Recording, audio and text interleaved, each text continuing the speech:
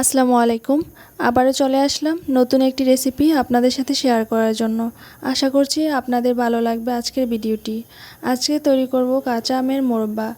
এই সিজনে প্রচুর আম পাওয়া যাচ্ছে। কাঁচা আম ফুরিয়ে যাবার আগে ঝটপট বানিয়ে নিতে পারেন এই কাঁচা আমের শুকনো মোরব্বা।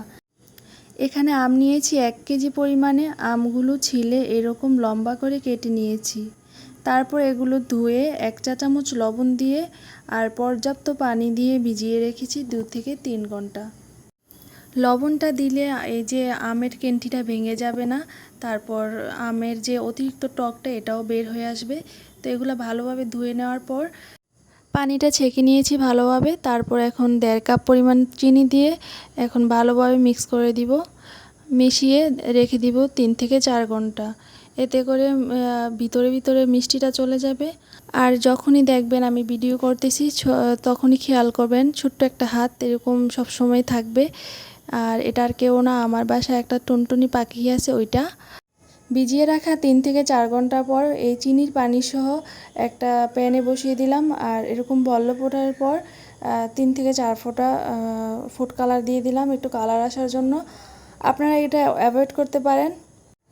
আর যেহেতু আমি বেশি মিষ্টি পছন্দ করি না, সেই জন্য হালকা একটু ঝাল দিয়ে দিলাম। অবশ্য মোরব্বায় বা ক্যান্ডিতে এরকম ঝাল দেয় না, তো আমি আমার পছন্দ মতো একটু দিয়ে দিলাম। আপনারা অ্যাভয়েড করতে পারেন, শুধু মিষ্টি খেতে পারেন। তো এটা আমি ভালোভাবে জাল দিতে থাকবো। আর যখন কমে আসবে পানিটা তখন আমরা উঠিয়ে নেব। আর দেখতেই পারতেছেন এটা কিন্তু ভাঙতেছে না ক্যান্ডিটা, কারণ আমি যে লবণ দিয়ে ভিজিয়ে রাখছি সেই জন্য এটা ভাঙতেছে না। তো এরকম পর্যায়ে উঠিয়ে নিয়েছি, একদম কমে আসছে এমন পর্যায়ে উঠিয়ে নিয়েছি। বেশি কমানো যাবে না, কারণ এটা আবার শক্ত হয়ে যাবে। তো উঠিয়ে নিয়ে এখন রোদে দেওয়ার জন্য একটা ডিশে ছড়িয়ে দিব রোদে দেওয়ার জন্য। এই কাঁচা আমের শুকনো মোরব্বাটি খেতে অনেক মজার হয়। আপনারা চাইলে বেশি করে বানিয়ে সংরক্ষণ করতে পারেন 1 বছরের জন্য।